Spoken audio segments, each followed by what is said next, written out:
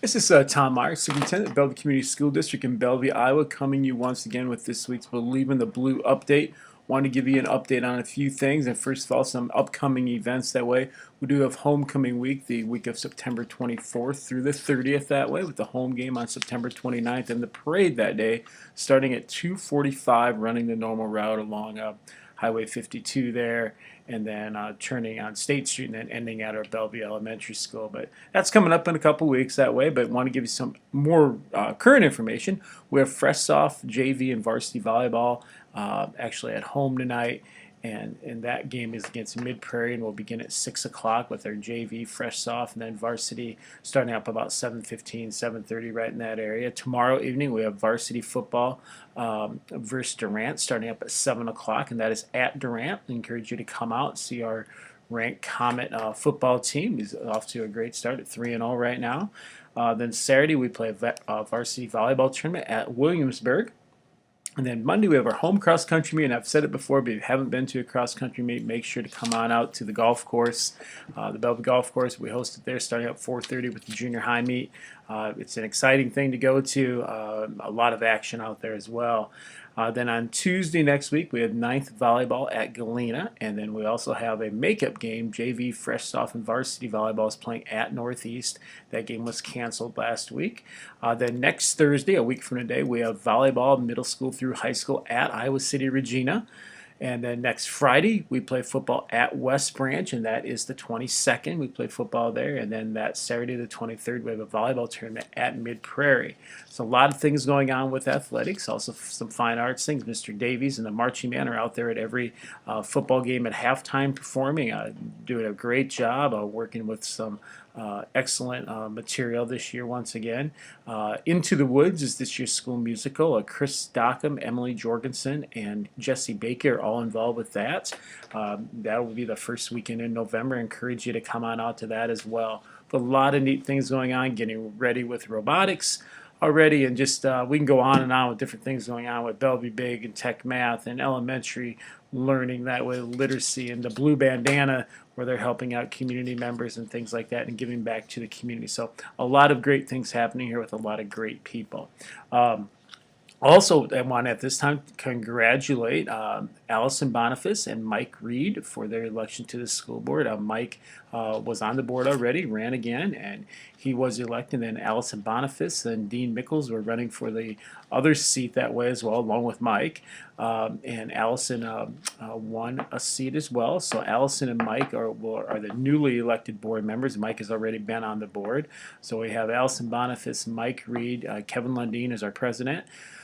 And then we have Janet Sieverding and Martha Montgomery Henning. So we will have our initial meeting on September 18th to make this all final after canvassing of votes on Friday at the courthouse.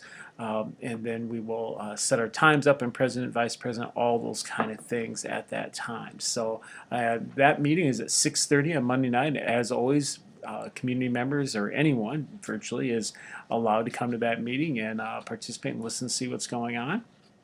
Tuesday night, we have a School Improvement Advisory Council meeting at 7 o'clock at the Bellevue Elementary cafeteria area.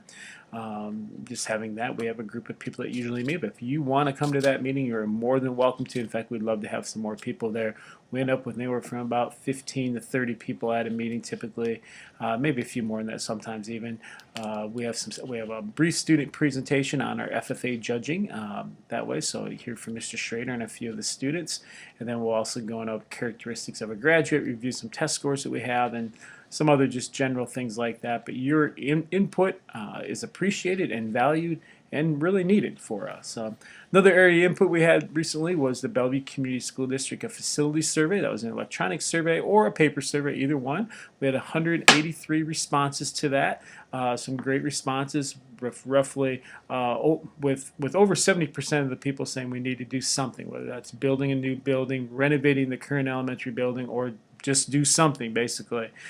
We had about 20%, 22% opposed to doing anything, the other people were in between that way. So We also went through some other responses that way, individual responses when they left responses that way, and really numbers are fairly similar. About 74% say we need to do something, and 26% saying we don't need to do anything at all that way. Out of the responses that were given out of 100 surveys, 100 surveys had a response out of 183. So anyway, we're moving forward with that. There'll be some community meetings in October and November coming up. Encourage you to attend those. We'll have those posted in the newspaper, online, all those kind of things that way. So exciting time to think about what can we do to make our facilities better for our students and to facilitate learning and make learning even better for each and every one of our students that way.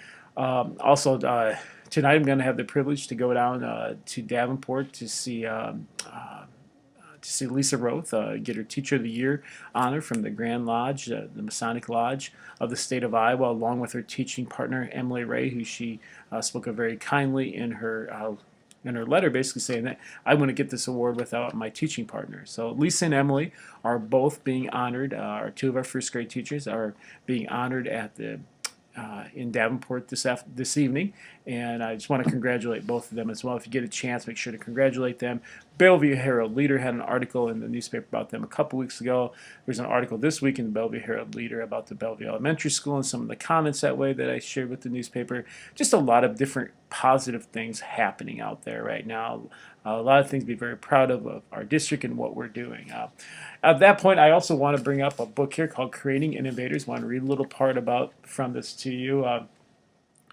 I know I've talked before about the whole aspect of personalization of learning, of really getting students engaged in their learning. If we want students to learn, they have to be engaged. They have to be applying what they know. It no longer works, sit there, I'm going to talk to you and feed you the information. It doesn't work that way. And I just want to read a quick part here to you. Too many teachers and employers still reward the old school behaviors of deference to authority and striving for success conventionally defined and count on carrots and sticks for motivation. We have to recognize that people need to make some of their own decisions with us as facilitators to them and helping them make those good decisions. School should not have to be a game that they have to get credentialized in order to be successful. I have to pass this, this, and this, and do this exactly one way. There's only one answer to a question. Well, there are more than one answer to a question. There are different perspectives that always have to be shared and always have to be appreciated by others as well. A following part here too, I will read real quickly. This generation is motivated differently. First, they're much more flexible. They tend to go out and ask questions versus having to have the answers. Personal branding is not about what they know, but who they know and what connections they can use to find answers. They are also more globally minded and have been exposed to more things out of the U.S. Finally, they are much more comfortable with collaboration. The boomers were socialized for individual achievements. It's less important to this generation. There is much more we in their language. And I think that's important. Our students need to collaborate with other people, and they enjoy that collaboration with other people as a whole. They learn from other people. It's not what I know, it's what we know. It's not what I can do, it's what we can do. It's almost that team effort you would talk about, whether it's a volleyball team or a basketball team or the school musical or the high school band or whatever it is. It's what are we creating? Yes, I can sound great on the trumpet, but if I don't have anyone around me, I can sound really bad, or the band can sound really bad. We can sound really bad, and they don't even know that I'm great on the trumpet, which I'm not. But just want to get that out to you. It's a book called Creating Innovators. Like I said, it's actually by Tony Wagner. I would recommend it if you ever get a chance. And once again, when I share these books, you're welcome to come out and ask for a book. I've actually had a couple people do that recently. You're welcome to borrow a book here and read it and give me your thoughts. So on that note, I hope everyone has a great week. The weather has been outstanding lately here. Hopefully that continues, and we will go from there. Okay, have a great one, everyone.